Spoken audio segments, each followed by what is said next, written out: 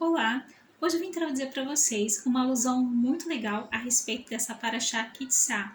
Kitsá literalmente significa quando você levar, mas no contexto do versículo, este termo é traduzido quando você contar.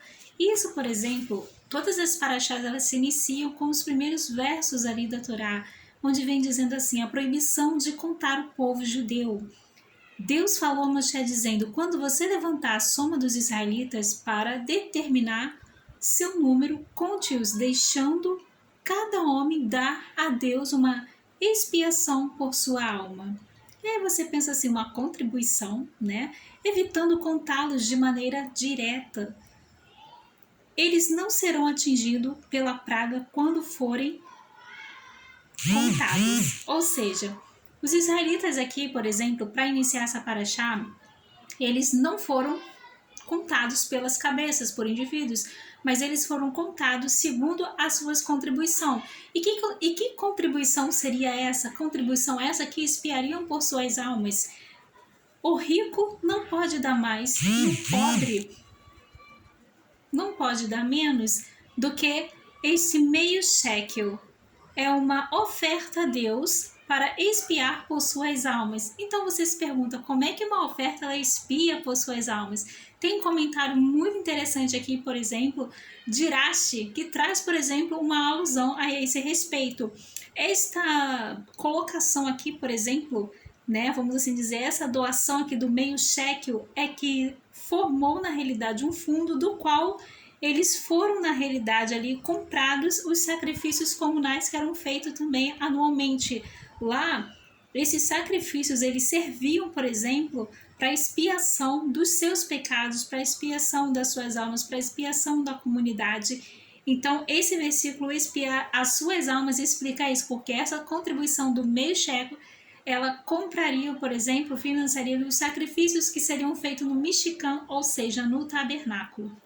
E uma outra alusão interessante, por exemplo, é que quando você elevar a cabeça dos israelitas, mais parece, por exemplo, que nós lemos uma descida espiritual jamais vistas na história de Israel, que seria ali, por exemplo, a construção do bezerro de ouro, né? E a gente observa, por exemplo, que foi um período em que a Torá ela tinha sido dada diretamente por Deus, né? Quando eles receberam, inclusive, as tábuas das leis ali. Então, os judeus eles rapidamente afundaram ali numa decadência na realidade de adoração a ídolos, né?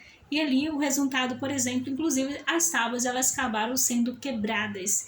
E o que isso significa? Bom, segundo, por exemplo, o Avot 5:21 relata que nossos sábios disseram sobre a Torá: aprenda e aprenda dela, pois tudo está nela. Ou seja, se você tem o hábito de estudar a Torá, você vai observar que ela traz alusão para todos os escritos, entendimento também e compreensão. Dentro dos salmos, dos profetas, dos escritos, não importa, inclusive dentro da Brit Hadashah, que é o Novo Testamento. E essa paraxá levanta três aspectos fundamentais que eu vou deixar aqui para vocês do judaísmo. A revelação, ou seja, Deus, ele revela ali a Moshe os primeiros pais ali de tábuas, né, que foi dado ali, por exemplo, para a nação de Israel.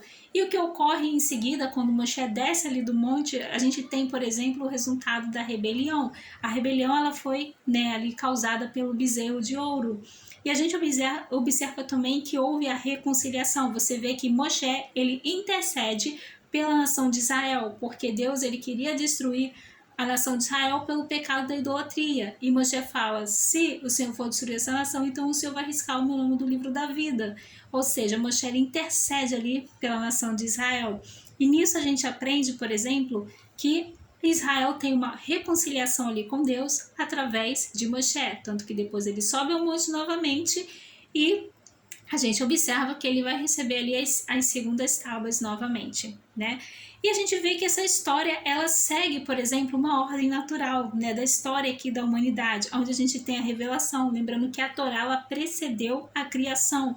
E o mundo, por exemplo, ele foi criado, a gente observa que o mundo ele foi criado, Então você tem ali uma revelação de Deus, né, através da criação do mundo, e em seguida você tem a rebelião lá no Gaéden, no Jardim do Éden, né, onde Adão e Havá, eles comeram do fruto proibido e eles foram expulsos do Gaéden. E a gente vai observar também, né, que a verdadeira redenção, depois quando ela vem através de quem? Ela vem através do Mashiach. A própria literatura rabínica alega que Deus, ele trará essa reconciliação com o mundo através de Mashiach.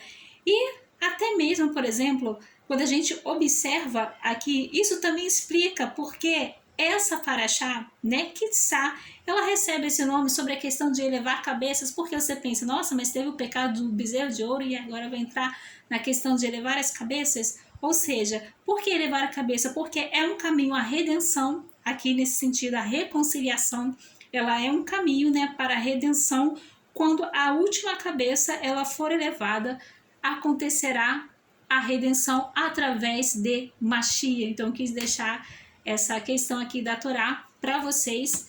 E eu espero que vocês tenham gostado, porque quando você estuda e você cava mais profundo, você consegue entender todas as questões dos textos, né? Por exemplo, para quem estudou as paraxás passadas, sabe que a construção do Mishkan, ela simplesmente fala ali pelo menos umas 13 páginas a respeito da construção do Mishkan, enquanto a respeito da criação do mundo só tem, por exemplo, uma página só. Aí você pensa, gente, por que foi dado 13 páginas para a construção do Mishkan, que seria do tabernáculo, e só uma página ali para falar da criação do mundo? Porque na realidade a criação do mundo ela começa a ser retratada também na construção do Mishkan. Por isso é importante que você estude a Torá, porque você começa a compreender esse universo de coisas. E é um quebra-cabeça muito legal de montar. Então eu deixo aí para vocês e Shavua Tov!